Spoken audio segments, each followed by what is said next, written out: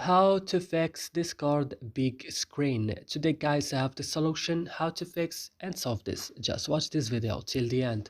So let's start. So first you have to go and open the settings of your phone. After this go directly to apps or applications. Here you will find all the applications that you have on your phone. So what you should do, just search for Discord. When you found Discord, just open it like this and go directly to storage.